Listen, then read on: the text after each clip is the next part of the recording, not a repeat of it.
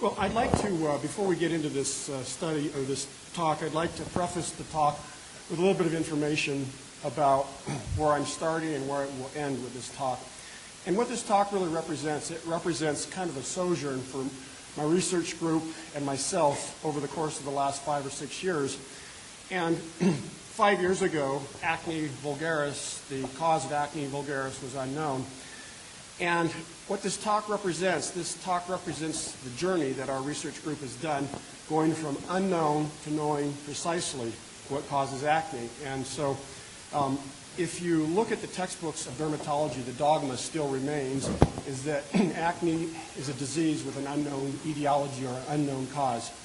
And just last November, my colleague Neil Mann, who tested our hypothesis on the dietary causes of acne, was able to show this. And so I will take you from how we began to this dietary intervention that indeed shows that diet does cause acne.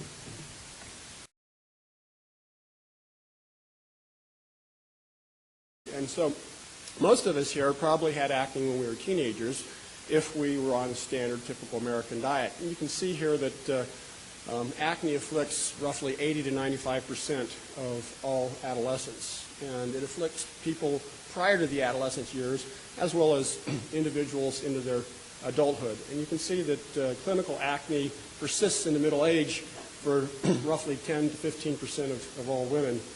So acne is a disease that's ubiquitous in the Western world, and it can be a disfiguring disease, an embarrassing disease. We don't consider it life-threatening, but clearly it's a disease that afflicts many, many people.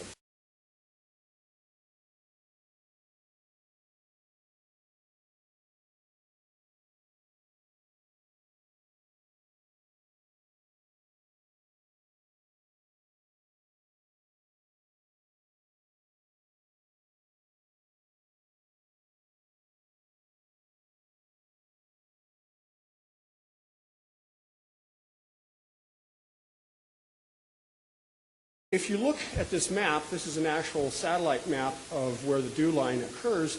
You can see it's in the far north. And in the mid-1950s, there were people, native people living there, the Inuit, and they essentially were living like their ancestors always had lived. Hunting, doing a little bit of gathering. There's not a lot of food or vegetable products to gather up here. Hunting and fishing in traditional ways. And they were instantly chauffeured into the space age in the course of one generation, perhaps 20 years or less. And their lifestyles changed dramatically.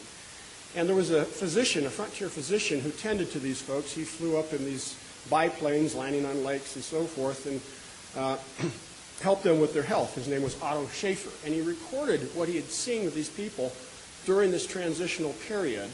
And he was interested in cardiovascular disease, diabetes, but he also made a statement about acne vulgaris. And this is the study that really stuck with me and really got me going on this about 8 or 9 years ago. And I'll let you read this here. This is, I think, a kind of an interesting quote, but this is what he published way back in 1971. So you can see here that with this quote, he basically was saying that acne was simply not prevalent in these native people prior to westernization. And it really struck me when I read this paper that the dermatology community didn't get more involved with this, because obviously this is anecdotal, but maybe there was a real basis for this. Maybe there was a reason why. Maybe there was something going on environmentally. Maybe it was diet. Who knows? But I think this should have really struck a chord within the dermatology community. Unfortunately, it didn't.